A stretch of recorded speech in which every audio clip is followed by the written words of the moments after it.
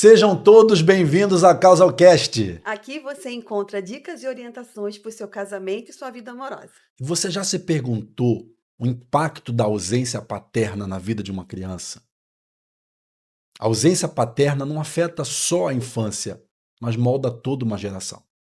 E é para falar sobre esse tema, o impacto da paternidade e da ausência paterna na vida das crianças, que eu trouxe aqui duas pessoas que são especialistas no assunto.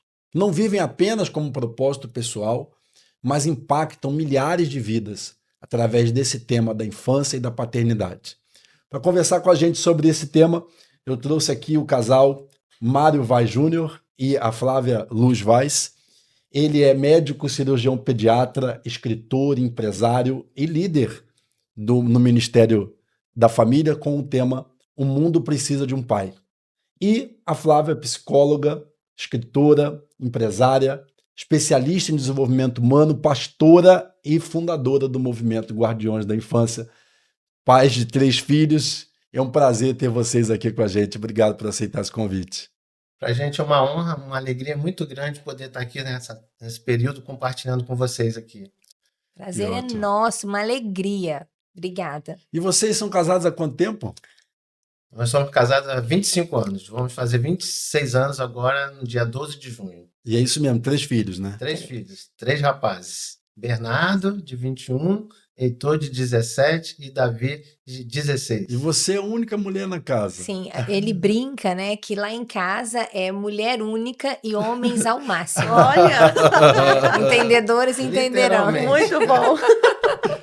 Agora, Mário, o que você vê de impacto nessa geração da ausência paterna com esse tema da paternidade? Então, a gente tem estudado esse tema e percebido a grande problemática da nossa sociedade atual com essa temática, né? A ausência paterna, a orfandade, e que isso tem destruído muitas famílias, causando problemas com droga, prostituição, corrupção. Então, são índices altíssimos, né? Que leva para toda uma geração, desde a infância até o homem adulto, a mulher adulta, essas questões que foram impactadas na sua infância pela ausência da figura paterna. E a gente tem lido, estudado sobre essa temática a respeito dessa falta, né, do pai, da presença do pai na formação ali desde o começo da infância.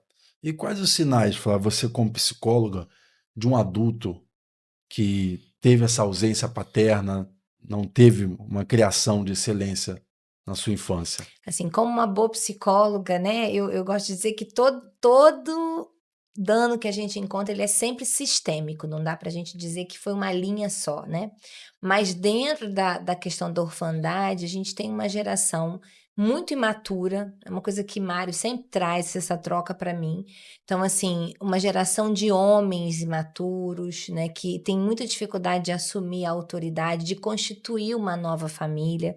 Você tem muitas questões ligadas a toda essa vou colocar num termo assim, homicídios e feminicídios e vários, como eu digo, prejuízos morais na questão da relação de homens com mulheres, porque é uma geração que não aprendeu a ser homem. Uhum. E aí, muitas vezes, o impacto disso na relação com outras mulheres é grave. A gente tem muitos casos, eu mesma participei, infelizmente ou felizmente, né, de um resgate de uma jovem casada e que foi resgatada de uma situação de... Ela vivia coagida pelo marido, presa, literalmente presa. Ela não podia fazer nada se não fosse com o monitoramento do homem. Então, eu participei. Ela estava na Europa. Foi feito um sistema para resgatar essa jovem de um homem que é fruto de uma história com ausência paterna. Então, assim, eu estou falando de coisa grave, muito grave, mas a gente tem no dia a dia vários sinais, né, assim, de famílias que estão sendo formadas, e aí hoje a gente tem um dado super recente agora, né, de uma geração que está descasando até 5 anos. Não sei se vocês viram esse tipo de Sim. notícia recentemente. E a gente vê como fruto dessa falta, né, como eu falei, sistemicamente, mas muito grave, essa falta de uma figura, de uma referência, né, de paternidade, portanto, de hombridade dentro do ambiente familiar. Isso é tão verdade que em uma das nossas mentorias, a gente atendeu um rapaz que ele falava pra gente assim: eu não sei ser homem dentro da minha casa.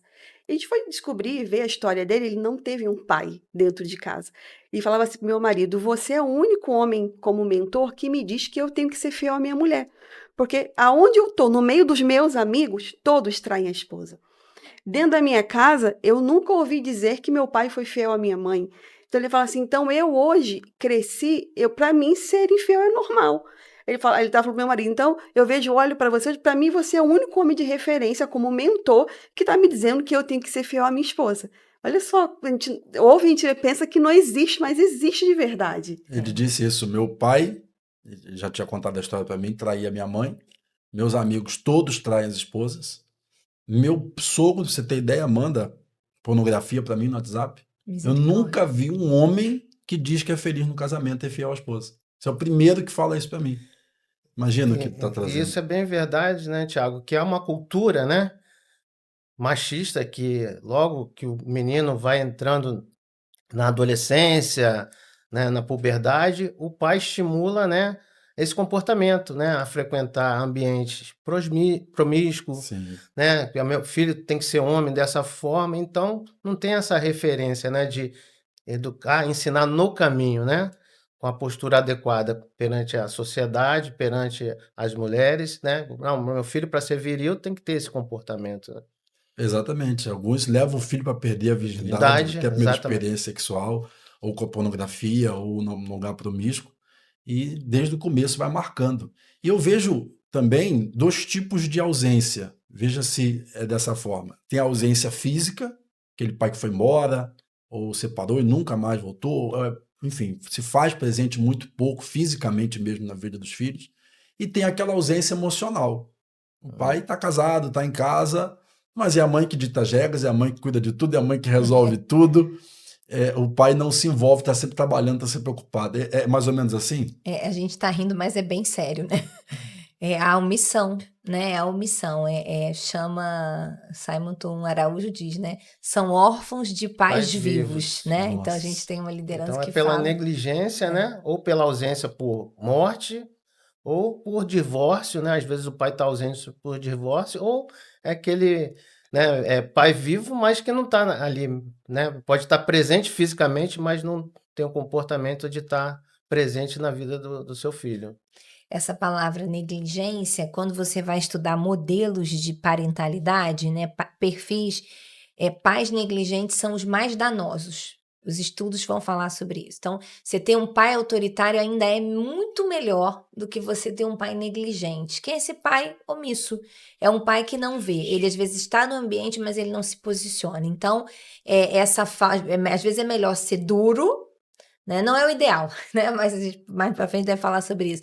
Mas assim, do que faltar, não se expressar, não direcionar, ignorar as necessidades daquela criança, daquele adolescente. Então, isso é muito sério. E aí a questão do domínio feminino, né? A gente diz que é uma realidade porque assim, há a ausência do posicionamento do homem e um excesso de presença do posicionamento da mulher.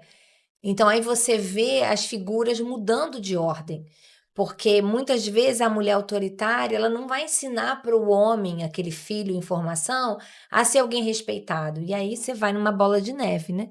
Tem um livro muito bacana, não estou lembrando o autor, se você lembrar você fala, que homens precisam de respeito e mulheres de amor. Vocês devem já Sim, ter é o escutado falar. amor e respeito. Amor e respeito, Isso exatamente esse mesmo. livro, que é uma base psicológica da formação do gênero. Então, quando eu estou formando um homem, eu preciso dar respeito. E o que uma mãe autoritária que tem um pai extremamente passivo faz? É difícil respeitar um filho Sim. em formação. Eu lembro na nossa história, né, que lá em casa eu tenho essa figura bem forte, assim, de temperamento, e que Deus puxou a orelha mesmo e falou assim: você está criando 3 homens. Então, o tom de voz tem que ser de respeito. Uhum. Porque se você for muito firme, você está criando homens que vão aprender diferente do meu padrão para eles. Então, eles precisam ser respeitados. O tom de voz, né? A pergunta, a tomada de decisão. Então, assim, o Mário é diferente. O Mário pode e faz. Né? Ele pode ser a voz da autoridade. Agora, a mãe, né? Então, porque a configuração psicológica foi feita para ser dessa forma. E isso que você falou, eu acho que são os dois grandes desafios dos casais em relação a quase todos os assuntos, especialmente da infância. O excesso feminino e a omissão masculina. E uma coisa retroalimenta a outra. Que você vai falar com essa mãe ou essa mulher que excede, ela vai dizer assim, mas se eu não fizer, ninguém faz. Eu excedo porque eu faço por um e por dois. E você vai falar com o pai que se omite, ele vai dizer assim, eu não quero conflito, ela sabe do jeito dela, faz do jeito dela, né? Só o jeito dela que funciona. Isso que eu falo, outra coisa que ela vai falar. Se eu fizer, ele vai lá. Não, se eu fizer ele falando, né? Ela vai lá depois e refaz, né?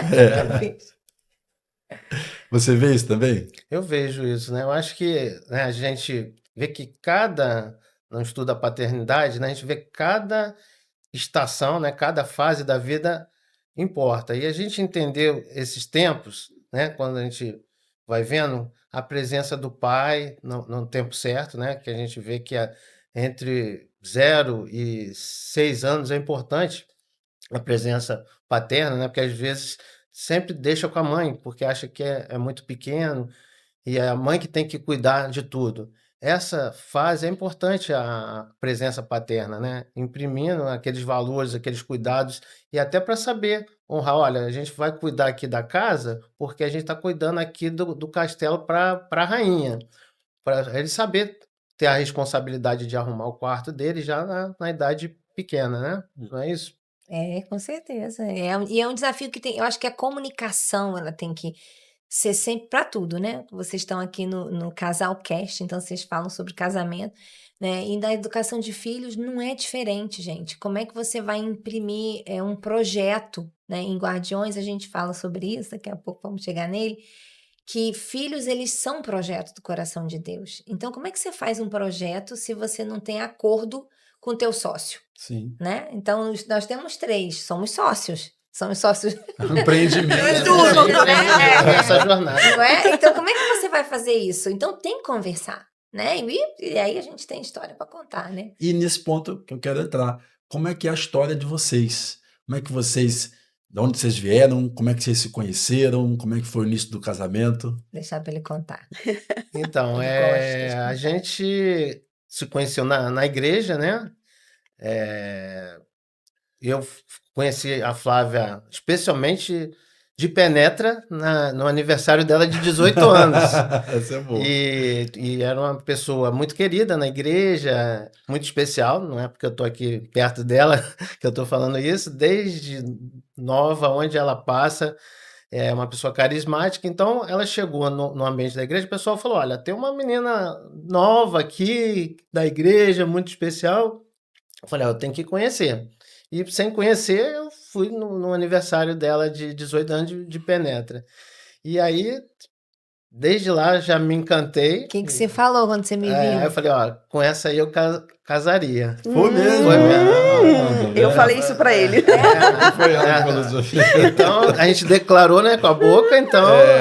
Mas acabou que, né, isso foi acontecer depois de um ano depois, né, que a gente se encontrou novamente no ambiente da igreja e a gente começou no processo de corte, né? Que a gente ficou 3 meses orando, né? Conversando, se conhecendo, e aí que Deus confirmou e eu já tinha esse desejo mas a gente estava se conhecendo. E aí você pode contar aí um pouquinho também. Aí nós namoramos por 4 anos, né? Dentro desse período a gente noivou um pouquinho antes e com 4 anos a gente casou. E tivemos o Bernardo com 4 anos depois, né, amor? 4 anos de casado. Mas a gente nesse processo, a gente assim sempre serviu na igreja com juventude, estava ali, né, envolvido. Quando a gente casou, a gente começou a trabalhar com noivos.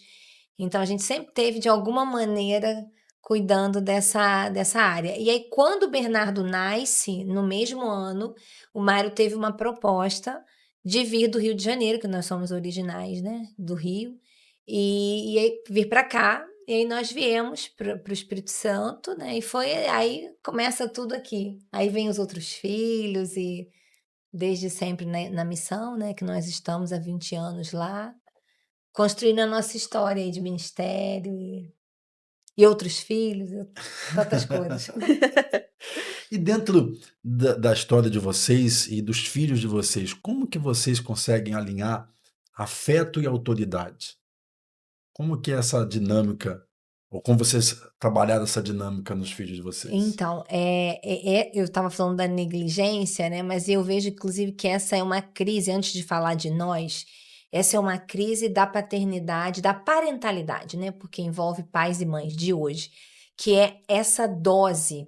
O que a gente diz muito o seguinte, mas os meus pais fizeram assim, deu certo, eu sobrevivi, né? Uhum. Meus pais mandavam, meu pai só olhava para mim, eu já obedecia, e os que não obedeciam se rebelavam, né? Tudo bem, eles existiam, esses filhos rebeldes, mas essa geração de hoje domina, né? Ela tá definindo. E hoje a gente tem uma geração de pais que vai no contrário do autoritarismo, que é o pai extremamente permissivo. É um pai muito acolhedor. É um pai, eu tô falando, claro, no sentido generalista, mas é uma realidade. É um pai que não consegue, né? A Mari estava falando isso comigo, vindo para cá, a gente conversando e dizendo, que não sabe ver o filho sofrer. Tem muita dificuldade com o sofrimento do filho. Então, o que a gente entende? Que a dose, né? O quanto você vai fazer de exigência e o quanto você vai fazer de acolhimento. Então, exatamente o que você falou, autoridade com afeto. Você saber medir isso, e não é medir, Tiago, só no geral, no plano geral para educar os filhos, mas é medir num plano específico para cada filho. Então, nós temos 3 filhos. Mário pode contar um pouquinho depois deles. Eles são completamente diferentes. Um filho tem uma característica, então, com ele, a dose de autoridade precisa ser maior. Entende? Então, por causa do perfil. Outro filho é mais sensível, então às vezes eu preciso ter um afeto mais, a forma que eu escolho para falar, às vezes eu preciso ir numa pegada mais positiva para depois trazer a crítica, porque ele não dá conta se eu for direto. Então, entender o filho é uma coisa. E a outra coisa é o momento de vida daquele menino. Então, a fase de desenvolvimento que ele está. Então, eu entender isso é fundamental para que eu consiga, com a graça divina, a sabedoria, administrar essa dose entre autoridade e afeto, entre o que a gente chama cientificamente, né? Que isso é um pilar do desenvolvimento da parentalidade, entre exigir, é exigência, exige, tem norma, tem regra, tem responsabilidade, e os filhos têm que aprender desde cedo isso, eles precisam disso. E o outro lado é acolher, trazer para perto. Então não é assim, a pessoa faz o que quer. Não é. E essa questão de identificar a característica de cada um é muito importante, porque às vezes a gente acha que tem que ser tudo na mesma medida, né? Aham. E a gente vai aprendendo a ser pai, né? Não tem um manual. A gente tem os princípios, né, que a gente crê da palavra, mas cada filho é um aprendizado que a gente também está aprendendo a ser pai. E a entender o temperamento dele, o jeito deles, faz a gente saber como agir, né? Tem um, como a Flávia comentou, que é mais sensível, você tem que, né? Porque às vezes os pais querem falar, não, meu filho vai ser tudo, trata tudo do mesmo jeito. Não é bem assim. Então, cada um tem sua particularidade, né? Que a gente tem que conhecer e vai conhecendo, né? No caminho. Porque imagina o desafio, você está criando 3 pais, 3 maridos, Exatamente. né? 3 profissionais Diferentes, né? diferentes. Digamos que, claro, eles vão escolher, ou já escolheram as profissões deles, mas digamos que eles escolhessem a mesma que a sua, seriam 3 cirurgiões, teriam vidas nas mãos, né? Então é um desafio. E eu vejo, Juliana, tanto na questão que nós estamos conversando aqui da infância, da paternidade, como do casamento, o desafio que as pessoas precisam entender que é de se tornar uma pessoa melhor. O casamento vai dar certo à medida que você se desenvolver. Se você for a mesma pessoa quando casou, uma hora não vai caber mais nesse casamento. Aí vem um filho. Se você for a mesma pessoa, uma hora você também não vai dar conta. E assim sucessivamente. Cada nova etapa exige que a pessoa evolua mais em algum aspecto. Eu vejo de toda essa história assim, a importância realmente de ter o pai, né, na formação desses filhos, porque o filho ele está todo o tempo ali olhando para os seus pais, né? Nós somos o exemplo deles, né? Eles vão se formar de acordo com aquilo que a gente está ensinando para eles. Eu sei que depois vão para o mundo e o mundo vai ensinar o que tem que ser ensinado. Mas, assim, essa importância realmente do pai fazer parte. Porque tem muitos pais que a gente ouve dizer que só trabalha, sustenta e tá tudo bem. Não preciso fazer mais nada, eu já trabalho fora. Eu já trago o que eu tenho que trazer para dentro de casa. A responsabilidade é dela. E não, a gente está vendo aqui na história de vocês que não é isso. O pai tem que fazer parte da criação dos seus filhos, né? Porque ele está formando, mesmo sem imaginar. Hoje eu estava falando com a minha mãe no telefone, meu pai já é falecido.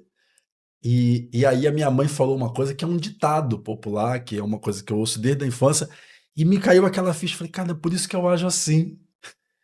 Porque a vida toda eu aprendi desse jeito.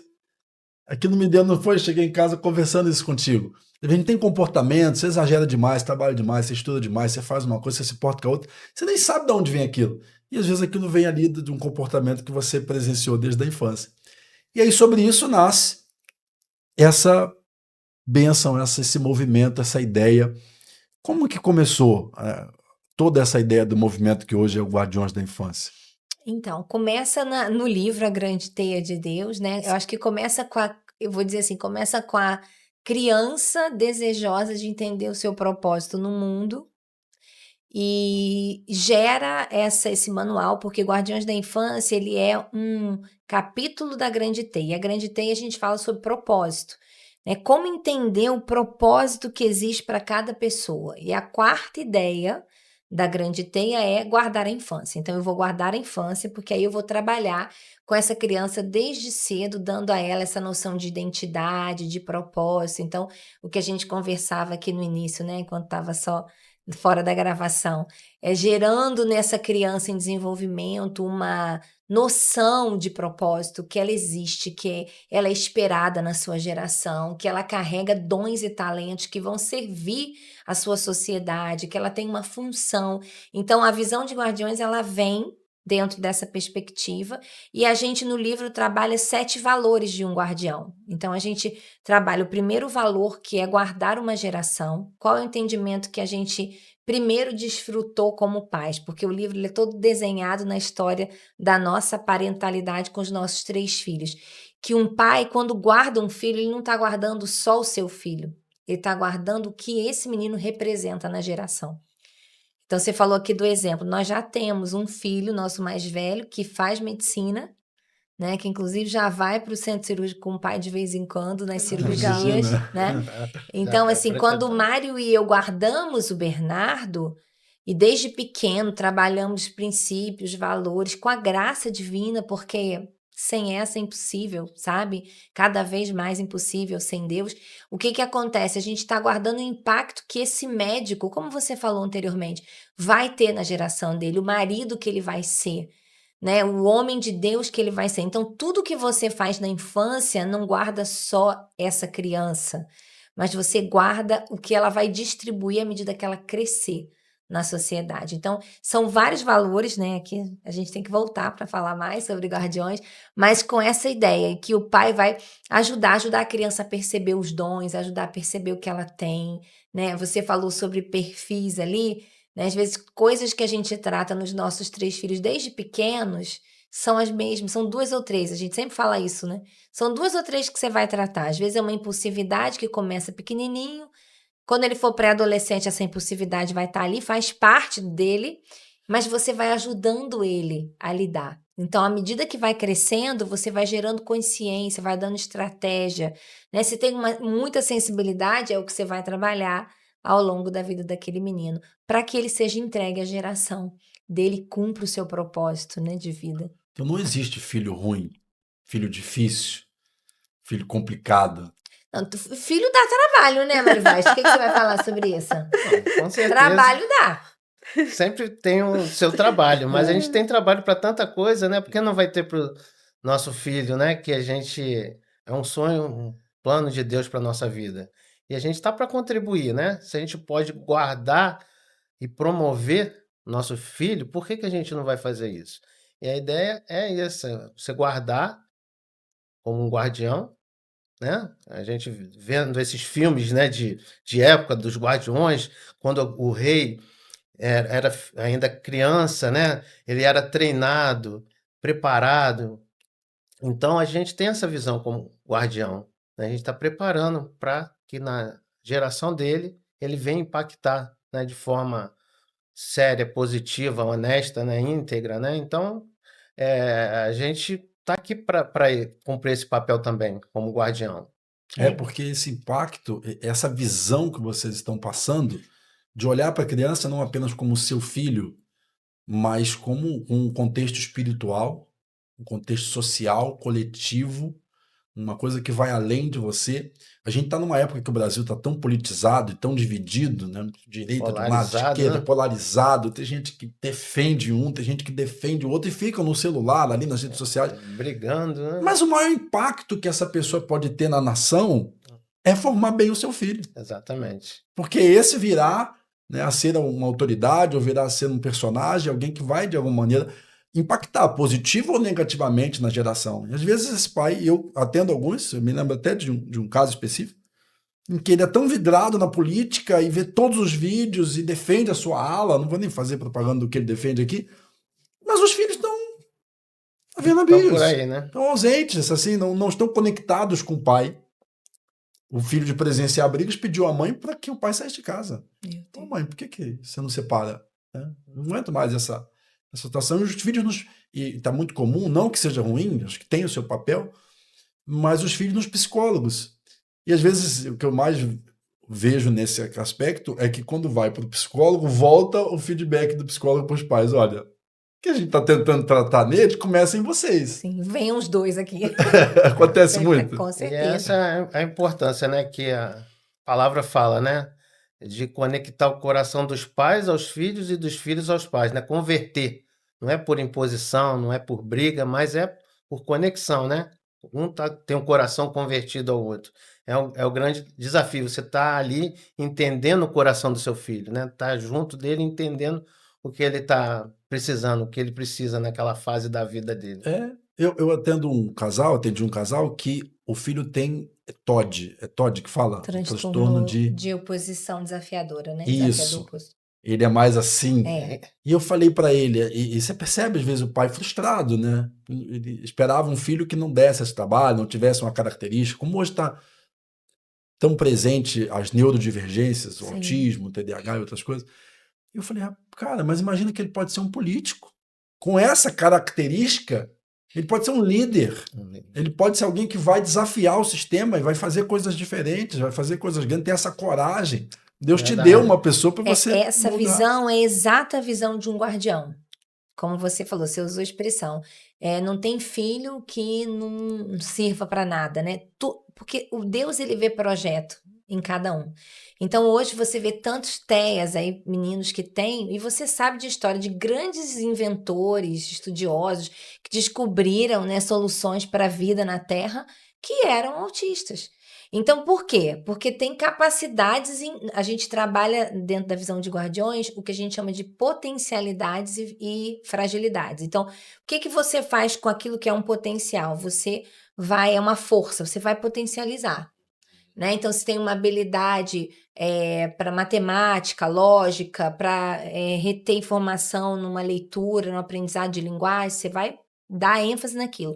Se é uma fragilidade, às vezes é uma sensibilidade excessiva ou uma irritabilidade excessiva. O que você faz? Você trabalha para neutralizar, mas não para matar. Porque aquilo ali pode ter destino, igual você falou, você deu um endereço. Um político precisa de um perfil de TOD, desse, né? Um dos nossos filhos, eu brinco com ele assim, sua sorte, eu brinco com ele, é que na sua época não tinha essa hiperdiagnostização de tudo. Das coisas. Porque senão você tinha ganho um TOD com certeza, porque sempre foi mais firme, mais, né, assim, sempre, e até hoje é uma liderança, né, e tem propósito. Então, assim, não que a gente está romantizando, realmente existem os desafios, né, da vida, a gente vive realmente quadros, hoje em dia você tem dados, né, aí falando sobre o quanto a gente tem crianças que estão muito mais do que décadas atrás, com os transtornos, as neurodivergências, como você citou, mas o que a gente crê em guardiões, que um pai guardião, ele sente o cheiro do propósito em meio a qualquer coisa que ele receba. E ele vai seguindo pistas para desenvolver, como se ele fosse modulando, né? Ele não tem controle, mas ele trabalha para modular aquele destino, para ajudar, né? Se é um TOD, ele se regular, essa criança aprender a se autorregular. Mas para isso, eu, mãe, primeiro, eu, pai, primeiro, preciso ter a experiência dessas coisas, como a Ju falou, né? De ser modelo naquilo que eu quero propor no ambiente de criação. Muito importante isso.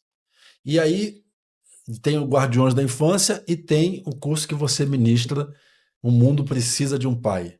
Exatamente. A gente fez a nossa conexão, né, de cuidar dessa questão, né, que entrelaça essa questão da parentalidade, né, que fala que a gente tem vivido, né, muita negligência paterna e as feridas que isso ocorre que transbordam até a idade adulta, né? Pais que às vezes têm um comportamento imaturo, infantil, por conta dessa ausência paterna, né? Então, a gente tem sido muito afligido por essa questão. Então, a gente vem reivindicar esse momento, a postura de um pai. Mesmo que você não seja um pai necessariamente, mas você pode ser um mentor, né?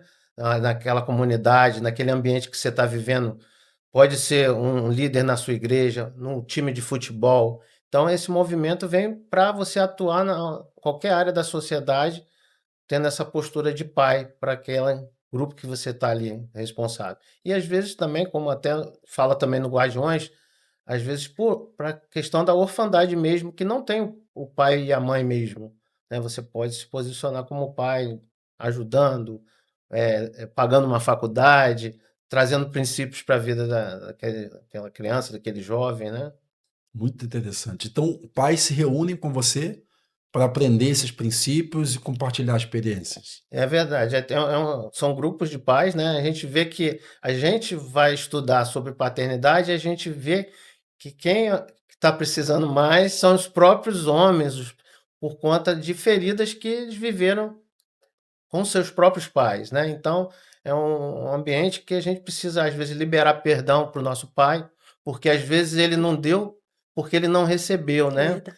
Então, né, foi o que a Ju comentou, a gente é reflexo dos nossos pais. Às vezes, no caso do casal, cada um veio de uma família, né? Cada um tem uma característica. Então, às vezes, você não deu porque você não recebeu. E muitos, né, dão um depoimento. Não, meu pai simplesmente supria financeiramente minha família e não tinha nenhum envolvimento, não ia assistir um jogo de futebol. Então, é um ambiente também de cura, né? Para que as pessoas exponham suas feridas que eles viveram com a sua paternidade. E às vezes até pessoas que não têm mais os pais vivos conseguem identificar situações que viveram quando pequeno e podem liberar perdão para o seu pai, né? Então, é um movimento, um tempo, né, de restauração com a questão da paternidade. Poxa, isso é muito importante, porque toda pessoa, mesmo que veio de um padrão tóxico, nasceu num lar conflituoso e sofreu com o pai, não quer dizer que ela tem que repetir isso, ela pode fazer diferente. Mas é preciso uma intencionalidade. Eu lembro Exatamente. do vídeo, tem no YouTube, do Terry Crews, aquele ator que fez Todo Mundo Odeia o Chris, ele é queridíssimo, é um dos atores mais simpáticos, mais carismáticos assim de Hollywood. Mas tem um vídeo dele falando num evento sobre o pai dele. Aí ele fala que ele apanhava muito do pai, o pai batia muito na mãe. E ele, por vezes, pedia a mãe para ir embora. Falava, mãe, vamos embora. Ela disse, mas não tem para onde ir. Te mora na rua, te faz alguma coisa. A mãe chegava a arrumar as coisas para ir embora, mas desistir, porque não se via em condições financeiramente de ficar com os filhos sozinho. E aí ele começa a malhar, ele começa a treinar para ficar forte para encarar o pai. E na adolescência que ele encara o pai, tem briga física, impõe um respeito, vamos dizer assim, o pai para de agredir a mãe por causa disso. Tanto que ele é muito forte até hoje, ele é bem malhado. E aí ele cresce, e ele agora é um marido, agora ele é um pai. E aí que tá o detalhe, ele já era um pai melhor do que o pai dele. Ele não agredia. Mas ele não era o melhor pai que ele podia ser. Porque por vezes ele tinha uma impulsividade, umas ações grosseiras, e ele fala que às vezes brigava com uma filha de 8 anos como se estivesse gritando com um homem de 30. e dizia: aqui na minha casa é assim, ou faz do meu jeito ou vai para a rua. E ele achava aquilo normal, né? Até passar por um processo terapêutico e entender que ele estava sendo abusivo, que ele estava sendo violento, tanto quanto o pai dele foi, e que aquilo era um reflexo da Que ele infância recebeu. e que ele precisava tratar e precisava curar. Um outro problema que aí ele fala em outro vídeo, que ele teve muito grave, foi com a pornografia, um vício enorme em pornografia, e acaba o casamento dele quase se desfaz, por isso ele tem que buscar, inclusive, se internar como Pra se uma curar. pessoa para se Independente curar, químico, como um né? dependente químico, exato, para tratar desse tema, e tudo isso vem de uma raiz ali da infância na vida dele. Então é possível a pessoa quebrar. Se você está nos assistindo e está se identificando com isso, busque um atendimento, busque um acompanhamento psicológico, terapêutico, busque conhecer mais sobre esse tema, porque talvez você se veja assim. Você não é um pai igual ao seu pai, sabe? Você é um pai melhor do que o seu pai foi para você. Mas talvez você ainda não é o melhor pai que você pode ser. Não é perfeito, nunca será, É verdade. mas pode ser melhor, não é verdade? E aí, Não, Fábio? e isso é tão possível que eu tô pensando aqui em Deus, né? Deus, ele é o nosso pai e todo o tempo ele tá ali nos moldando, né? Nos mudando de alguma maneira. E é isso, eu penso que um pai é isso. Nunca vai se cansar de ensinar para o filho aquilo que é correto, como Deus faz com a gente, né? É verdade. E essa é a pergunta que eu queria fazer, aproveitando aqui o que a Juliana falou. Qual a importância da espiritualidade, da fé em Deus, de pô-lo no centro da criação dos seus filhos? A figura do pai, né? Você vê que muitas pessoas elas têm dificuldade com a figura divina por conta da figura do pai. Então, que foi um pai não presente, né? Um pai agressor, um pai violento, então, um pai abusivo, quantas histórias, né? Então, como eu vou orar ao Deus Pai se eu tive essa representação? O psiquismo da gente bagunça. Só que da mesma forma que isso se torna um desafio, o sentido contrário, como a Ju falou, também é verdade. Quando eu começo a me relacionar com Deus Pai, esse Deus Pai começa a curar a minha paternidade, a minha relação terrena, né? Ele começa a operar, porque ele sabe tudo. Uma coisa que eu sempre acredito, e eu digo isso, eu tenho acesso a porções dos traumas, eu tenho noções, mas existe muita coisa em nós que está inconsciente, né? A gente precisa de ter a mente liberada no dia a dia, aspecto consciente, para o tanto de informação que a gente retém. Então, o quanto de inconsciente que fica lá.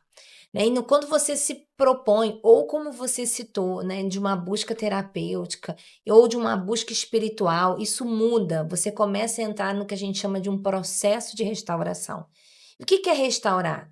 É você trazer aquilo que era original, o original de Deus, para aquela parentalidade, para aquela relação. Então, qual é a importância da espiritualidade? Ela é a figura do pai, ela é a figura de segurança, né? Então você imagina, eu falei um pouquinho da minha história no início. Eu tinha um pai maravilhoso, mas eu não tinha uma figura de eternidade. Então existia um buraco no meu coração de menina, porque eu entender que quando a minha vida acabasse eu ia morrer, aquilo era muito difícil para mim. Então eu começo a minha busca ali. Agora, quando Deus entra na minha história, eu tenho um recurso que não o meu pai de terra, que não minha mãe de terra. Eu sei que aquilo que minha mãe e meu pai não resolverem, tem um pai no céu que me ouve. Então, a formação da espiritualidade é você dar uma profundidade na raiz da estrutura desse ser humano. Porque você dá para ele a possibilidade daquilo que ele não vê, mas que é real, porque aí você começa a ter as experiências e você vai vendo as respostas à oração, a manifestação da presença, o cuidado de Deus e recursos que ele não teria. Só o físico aqui é insuficiente, além de princípios e valores, né? Então, quando a gente pensa nos princípios e valores que você implanta, quando você traz a figura divina, a figura da fé, aí é um outro patamar. A gente sabe hoje com a ciência que pessoas que são criadas em ambientes, né, onde elas têm a oportunidade do serviço cristão, né, onde elas trabalham para servir, onde elas têm aquela prática das orações, existem áreas específicas do cérebro humano que quando você ora vão liberar serotonina, né, dopamina. Então a gente entende hoje que é muito mais e que é a formação da vida. Eu falo que a gente tem um tempo, né? Quanto mais inicial, mais fundamental. Quem chegar primeiro imprime o modelo, né? Então, com os pais, como a Mari falou, quando eles começam a se conectar cedo e a fé é um elo da ligação, isso vai por toda uma vida. A chance, a probabilidade desse desvínculo acontecer é muito menor, quanto mais cedo você iniciar essa jornada. Então, é fundamental. Hoje em dia a gente fala que é como se você estivesse dando, é mais do que isso, né? Um aprendizado sobre nadar, né? Que é que você ensina a sobreviver. A fé é esse lugar, né? Que não é só uma sobrevivência terrena, mas ela é uma sobrevivência eterna, né? E isso é tão verdade que você está contando, tô lembrando da minha história, porque eu não vim de uma família onde meu pai era maravilhoso.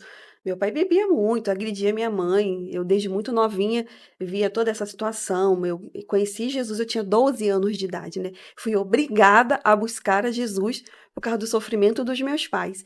E, como você falou, da fé. Quando a fé entrou, por mais que eu tivesse um pai que não era o meu exemplo, eu consegui trilhar um caminho pensando o seguinte: quando eu me casar, eu não vou querer casar com um homem como meu pai é.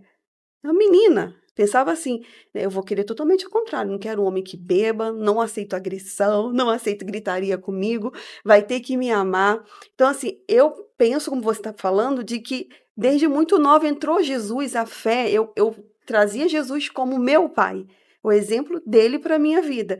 Então, claro que com tudo isso, claro, minha família foi transformada, né? Eu busquei em Deus a transformação da minha família. Hoje, meus pais são meus exemplos, são uma bênção de Jesus na minha vida, são meus exemplos de verdade, mas naquele momento não foi.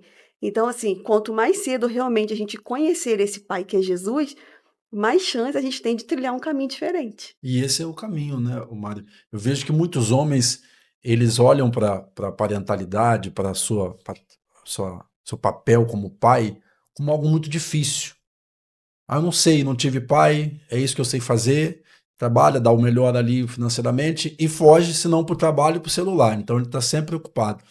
Mas você acredita nisso, que através da fé, da espiritualidade, de se conectar com Deus Pai, ele pode aprender a ser um pai? Com certeza, né? Porque a gente tem nosso Senhor como a maior referência, né, de pai, que deu seu próprio filho por amor na humanidade, né? Ele está ali presente no momento que você sempre precisa, né? Você pode recorrer a ele em qualquer momento, mesmo agora você achando que não tem condições, né? Olha, meu filho já está adulto, eu não tenho mais como. Não, pelo contrário. Em Deus a gente tem essa confiança que ele pode fazer o que a gente não pode fazer, né? Mas a gente precisa também dar o nosso passo, né? Ter a nossa atitude em direção a isso. Buscar estar próximo do nosso filho, buscar estar próximo de Deus e ensinando esses valores, né? Então não adianta você falar assim, faz o que eu falo, né? Mas não faz o que eu faço. É, Então você tem que ter o comportamento compatível, né? Com aquilo que você está pregando, aquilo que está ensinando, né? Você está presente, né? Como você comentou, você tem que ser intencional com seus filhos.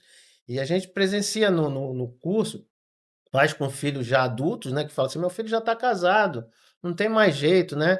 E a gente vê esse resgate, né, de pedir desculpa, filho, naquele momento que eu precisava agir assim, como seu pai, para te ensinar isso, eu não agi, me perdoa, mas eu tô aqui do seu lado, tô orando com você, tô aqui para te ajudar, para te mostrar o caminho ainda. E, né, o que a gente não pode fazer, Deus tem feito, né, e faz, vai fazer. Acho só dar um adendo que eu acho muito bacana, Mário faz no grupo um movimento muito de oração.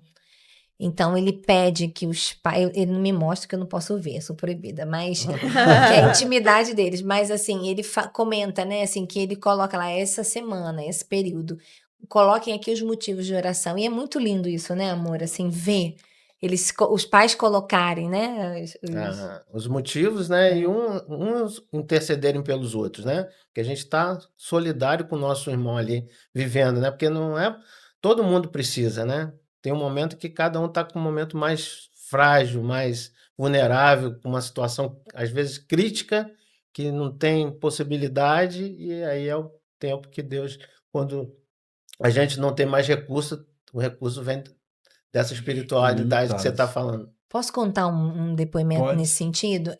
Tô lembrando aqui, é uma frase que a gente sempre fala em Guardiões, que é o seguinte, que à medida que você se posiciona para guardar a sua geração, os seus filhos, aqueles que, né, estão ali numa posição de serem cuidados por você, Deus restaura a sua própria história.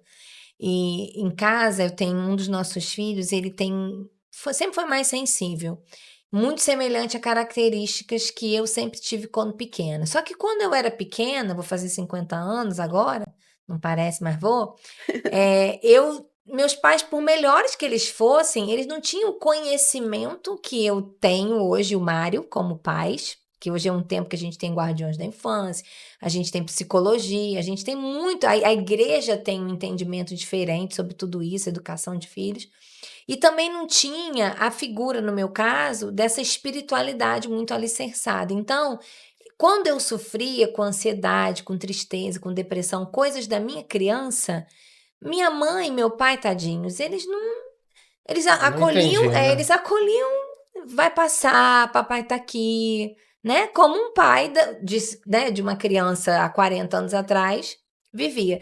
Então eu cresci com muitas coisas sem solução, né? Como a Juliana falou, Deus foi o meu escape e realmente me salvou. Só que o meu filho, que cresce com situações um pouco semelhantes de sensibilidade, é diferente, ele tem um outro ambiente. Uhum. Ele tem um ambiente que tem conhecimento, que tem sensibilidade, que tem espiritualidade. Então, eu vivi uma experiência num período muito difícil de um dos nossos filhos, que ele estava passando por coisas que eu conhecia. Porque quando criança, mais ou menos na mesma idade, eu sentia coisas semelhantes. E eu pude estar ali com ele. Eu não consegui tirar dele, mas eu estava ali com ele, eu pude passar com ele. Eu me lembro de uma madrugada, né, depois de com muito custo ele dormir, quando eu fui para minha cama, eu comecei a chorar. Chorar assim, o Senhor me tomou. E ele falou assim: "Você não tinha, mas agora você pode dar". Então, a sensação que eu tive naquela madrugada é como se a minha criança, aquela menininha, tivesse sendo curada, sabe? Assim, tipo assim, Deus me mostrando aquilo. Então, o que que eu acredito? Às vezes o pai que está nos ouvindo, a mãe que está nos ouvindo, você não teve, mas você é a melhor pessoa para dar, porque você sabe a falta que faz. Uhum. Você sabe o valor que é não ter. Então, simplesmente vá com o que você tem, né? Se for um pedido de perdão, eu tô aqui, porque enquanto você guarda, você vai ser curado também. Deus é como se aquela atemporalidade de Deus, né? Onisciência, onipresença e onipotência, ela se manifestasse. Quando você guarda, você cuida, ele também cura. Então eu acredito demais nisso, sabe? Não precisa nem ter lido Guardiões da Infância. Se ler, né? Ou o mundo precisa de um pai, vai ser melhor. Vai ter mais ferramenta. Mas se não tiver, o Senhor é a nossa principal ferramenta. Sempre será. Uau. E é tão interessante, só para acrescentar, que o meu pai, depois que ele conheceu Jesus, meu pai ele teve um problema muito sério de parar no psiquiatra. Por quê? Porque ele não se perdoava de tudo que ele havia feito comigo. Porque eles chegaram a se separar, meus pais se separaram. Então, eu fiquei com meu pai, eu e minha irmãzinha ficamos com o nosso pai. E é uma história muito longa, ver meu pai tendo relação sexual com mulher dentro de casa, enfim. Era um inferno. Mas, então, quando ele se converteu, mudou completamente, hoje ele é outra pessoa, mas ele guardava muita coisa dentro dele, que ele, depois de muito tempo, ele se abriu e pediu perdão pra gente, mas que ele tinha feito com a gente, que eu não lembrava mais, porque por incrível que pareça, ele foi a pessoa que mais nos fez mal, mas foi a pessoa que eu mais amei, assim, não sei por quê, mas eu até brinco, falo assim, eu amo meu pai e minha mãe da mesma maneira, mas eu acho que o meu amor pelo meu pai é tão grande, embora ele foi o que mais fez mal pra mim, mas então, assim, essa importância de ter esses pais. Eu queria, você tá falando que eu falo assim, nossa, como eu queria que meu pai tivesse naquela época isso que você passa para os homens na igreja, de descobrir sobre isso, para poder esvaziar, para poder entender. Você fez o seu melhor, você fez aquilo que você achava que era certo. Verdade. Em nenhum momento eu nunca cobrei meu pai nada de tudo que ele havia feito. Deus, assim, apagou realmente de mim, da minha mente, do meu coração. Mas é muito importante, por isso que eu falo que Jesus é a base de tudo. Depois que ele conheceu esse Jesus, embora ele teve todos esses problemas de psiquiátrico, mas ele conseguiu se libertar disso quando ele descobriu que precisava botar para fora e pedir perdão de tudo que ele havia feito. Tinha coisas que ele fez que eu nem sabia. E ele veio confessar pra gente. Então Olha é muito que bacana. testemunho lindo de perdão, né? Curou toda uma família, né? Que você estava contando aqui para nós, né? Que Sim. experiência maravilhosa. E tanto eu quanto a minha irmã hoje, assim, nós temos famílias excelentes. Meu marido é excelente, meu cunhado é excelente. A gente realmente, a gente costuma dizer, ressignificou, né, Completamente, tudo né? que havia acontecido com a nossa família. E nós ganhamos eles para Jesus, com nossos exemplos, né? Eles voltaram, estão Maravilhoso. casados de novo, que eles eram separados, voltaram. E hoje todos nós servimos a Deus. Então, assim, não Coisa tem como dizer que não é maravilhosa. Jesus. E em breve vocês estarão dando sequência aí na terceira geração, Ai, né? se Deus quiser. Isso é muito Verdade. lindo. A gente tem trabalhado muito nessa visão, né, amor? Esse domingo a gente estava almoçando em casa e meu sogro, né, pai do meu marido, estava com a gente. E aí nós fizemos o nosso cultinho simples, assim, nada demais, de Páscoa após o almoço ali. E aí a gente estava refletindo sobre isso, do privilégio da gente ter essa visão geracional, né, da fé que Deus deu a Abraão, ser a fé de Isaac, ser a fé de Jacó, ser a fé de José. Então, a fé do Mário pai é a fé do Mário filho, que é a fé do Bernardo, e que a gente ora para que passe a ser a fé dos nossos netos e assim sucessivamente, porque isso também é e plantar o legado da paternidade, né, na nossa família. Que rico esse episódio, né? Quanta coisa boa a gente está podendo dividir aqui. E você que está assistindo a gente, não acaba aqui não. Primeiro passo para você é seguir os dois na rede social. A gente vai colocar aqui o link do Instagram de cada um deles, mas qual é o seu arroba? Flávia Luz Vaz Oficial. E o seu? @Dr. Mário Vaz Júnior. Então, você vai segui-los na rede social, o link vai estar aqui embaixo, para você estar acompanhando os conteúdos deles, lives e posts e todos os conteúdos que eles compartilharem. Segundo passo é você adquirir esses livros aqui. Claro que você está vendo a riqueza de conteúdo que tem nesses livros. Então, nessa câmera aqui, a pessoa que quiser adquirir esse livro, Flávio, como é que ela faz? Da mesma forma, dentro do Instagram tem o link do site, pelo site ela consegue adquirir, ou pela Amazon também, né? Então ela consegue pedir e chega na casa dela. E qual que a pessoa lê primeiro? A grande teia de Deus, porque a mãe, né? Eu falo que ela é muito pequenininha, mas ela contém todos os segredos deste e dos que estão vindo depois deste aqui. Sim. Né? Mas, enfim, se você tiver uma necessidade específica ou um desejo, pode começar por Guardiões. Os livros são independentes, mas quem lê a Teia tem uma visão mais geral e quando recebe Guardiões, acho que cai de uma forma. Isso aqui ele é rapidinho. É um dia só. É. E esse aqui é um livro que dá base ao curso. Isso. É de um- Também tem, né, no site, né, da Flávia lá do. Deixa eu mostrar ele O aqui. Mundo Precisa de um Pai.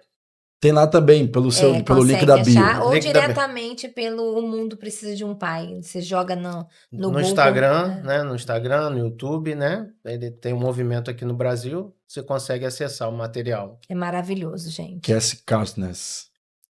É isso mesmo? Isso.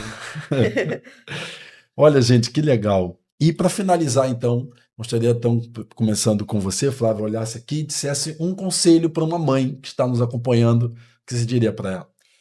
Que responsabilidade, né? Mas olha, a minha expectativa para você é o seguinte, que você experimente o que eu tenho experimentado, que há sustento para a nossa maternidade. A palavra de Deus diz que filhos são herança do Senhor. O Senhor nos deu como um direito, como uma herança, como algo de riqueza para nos abençoar.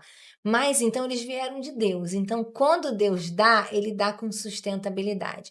Eu falo que uma das áreas que eu mais experimento milagre na minha vida, seja de provisão financeira, seja de força física, quando eu penso que Deus me deu graça para cuidar de 3 meninos com carreirinha, morando numa cidade longe da minha família, só Deus, porque Deus tem sustento. Então, não sei qual desafio que você está vivendo, mas eu quero dizer para você, há sustento para você na sua maternidade. Busque ajuda, busque a Deus, busque socorro, que Deus vai te trazer a provisão necessária, viu? Que Deus te abençoe. E você, Mário, um recado, um Então, conselho que você dá aos Eu homens, quero aos deixar pais? aqui uma frase, né, que faz parte desse movimento, que é de um filósofo irlandês, que diz assim: a única coisa necessária para o triunfo do mal é que homens bons não façam nada. Então, como a gente conversou aqui, eu acho que você, como pai, deve ser intencional na vida dos seus filhos, se posicionar para que ele possa ter um destino guardado, protegido e promovido para a futura geração, né? Você, como pai, se posicione, tem essa postura, né? De se posicionar na vida deles. Perfeito, perfeito. Olha, muito obrigado, gente, pela participação de vocês, por compartilhar esse conteúdo maravilhoso. Voltaremos, né? Vocês voltarão aqui, Se até Deus breve. quiser. Vamos ver se eu convido de novo. Foi bom demais. Muito bom, né, amor? Muito bom, muito bom. Muito. Assim, a gente está se preparando para ser pais. Excelente. Eu já quero que você faça o curso, tá? Então, você acompanhou a gente aqui nesse episódio especial do Casalcast e entendeu que a paternidade não é um fardo, é uma missão. E o lar é o primeiro altar onde se revela o caráter de um homem. E quando um homem se posiciona na sua casa, não está formando apenas seus filhos, criando a sua família. Ele está formando uma futura geração de maridos, de pais, de profissionais, de líderes, de pessoas que serão servos de Deus em qualquer lugar. Então, abrace essa missão de coração, coloque Deus em primeiro lugar, busque conhecimento e ajuda, porque sim, se Ele te deu filhos, então Ele está te dando, está disposto a te dar a capacidade para fazer a diferença na vida deles. Dá o like no vídeo antes de você desligar, então. Inscreva-se no canal para não perder os próximos episódios e a gente se vê no próximo Casalcast. Tchau, gente! Tchau, Tchau.